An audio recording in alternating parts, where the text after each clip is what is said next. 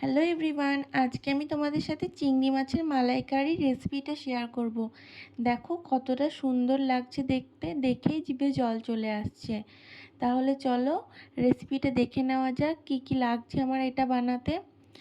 দেখো এখানে একটা আমি প্যানের মধ্যে বেশ কিছুটা জ্বালিয়ে পরিমাণ নিলাম, জল এবার দিয়ে তাতে আমি চার মগজগুলোকে একটু ফুটিয়ে নেব। 1 মিনিট কি 1.5 মিনিট মতো টাইম ধরে ফুটিয়ে নিয়ে দেখো এখানে আমি বেটে নিয়েছি। এখানে চার মগজ বাটা, কাজু বাটা আমি নিয়ে নিয়েছি। এবার দেখো চিংড়ি মাছগুলোকে আমি কেটে খুব ভালোভাবে পরিষ্কার করে লবণ জলে ভিজিয়ে রেখেছিলাম। এবার কড়াইতে বেশ কিছুটা পরিমাণ জল দিয়ে জলটার মধ্যে একটু সামান্য পরিমাণ হলুদ দিয়ে দিলাম। এবার জলটা গরম হয়ে এলে আমি ওর মধ্যে চিংড়ি মাছগুলোকে দিয়ে ভালোভাবে ফুটিয়ে নেব, যাতে চিংড়ি মাছের মধ্যে যে একটা গন্ধ থাকে ওটা বেরিয়ে যাবে, এটা খুব ভালোভাবে ফোটালে। দেখো এটা আমার খুব ভালোভাবে ফোটানো হয়ে গেছে। এবার এটাকে আমি ছেঁকে তুলে নেব একটা পাত্রের মধ্যে জল ঝরিয়ে। দেখো আমি ঠিক যেভাবে করছি তোমরাও একইভাবে করে নেবে। তোমরা চাইলে এটাকে ধুয়েও নিতে পারো একবার, এমনি হালকা ঠান্ডা জল দিয়ে, আবার চাইলে নাও পারো। এবার দেখো আমি কড়াইতে বেশ কিছুটা পরিমাণ তেল দিয়ে দেব। শুধু চিংড়ি মাছটা ভাজা হবে এরকম করেই দেবে তেল, খুব বেশি দেওয়ার প্রয়োজন নেই। এবার যে চিংড়ি মাছগুলো সিদ্ধ করে রেখেছিলাম ওগুলোকেই দিয়ে প্রায় 2 থেকে 3 মিনিট ধরে খুব ভালোভাবে লো ফ্লেমে ভেজে নেব চিংড়ি মাছগুলোকে। দেখো এখানে আমার চিংড়ি মাছগুলো ভেজে নেওয়া হয়ে গেছে, এগুলোকে আমি একটা অন্য পাত্রে তুলে নিলাম। এবার কড়াইতে বেশ কিছুটা পরিমাণ তেল দিয়ে তাতে এলাচ আর দারচিনি দিয়ে সেটা খুব ভালোভাবে ভাজা গেলে আমি এখানে 4টে মিডিয়াম সাইজের পেঁয়াজকে কেটে রেখেছিলাম ওগুলোকেই দিয়ে দিলাম। এবার পেঁয়াজগুলোকে আমি গোল্ডেন ব্রাউন করে ভেজে নেব।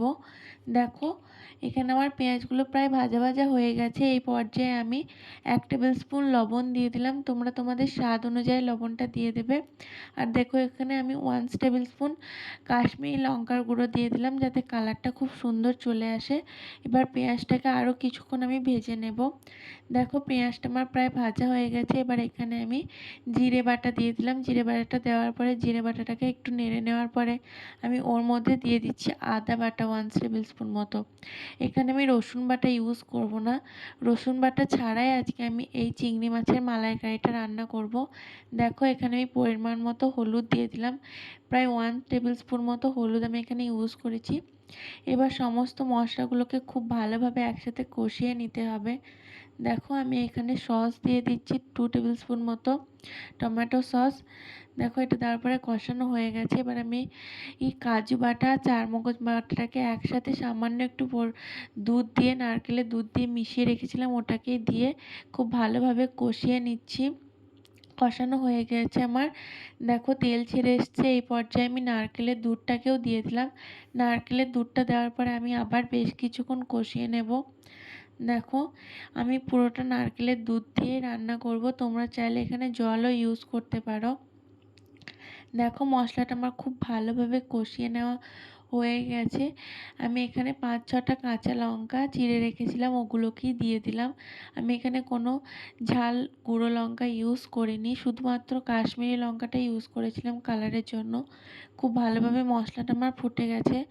এখন আমি যে আগে থেকে চিংড়ি মাছগুলো ভেজে রেখেছিলাম ওগুলোকে দিয়ে দিলাম। এবার 3 থেকে 4 মিনিট মতো ফুটে গেলে এটা রেডি হয়ে যাবে আমার। দেখো এটা আমার রেডি হয়ে গেছে। নামাবার মুখে আমি এখানে 1 টেবিল স্পুন গরম মশলা গুঁড়ো দিয়ে দিলাম। রেসিপিটা আমার হয়ে গেছে। তোমাদের যদি রেসিপিটা ভালো লেগে থাকে তাহলে অবশ্যই একটা লাইক করো, কমেন্ট করো। আর এইরকমই নতুন নতুন রেসিপি দেখতে চাইলে অবশ্যই আমার চ্যানেলটাকে সাবস্ক্রাইব করে নিও। দেখো ঠিক কতটা সুন্দর লাগছে দেখতে, অসাধারণ।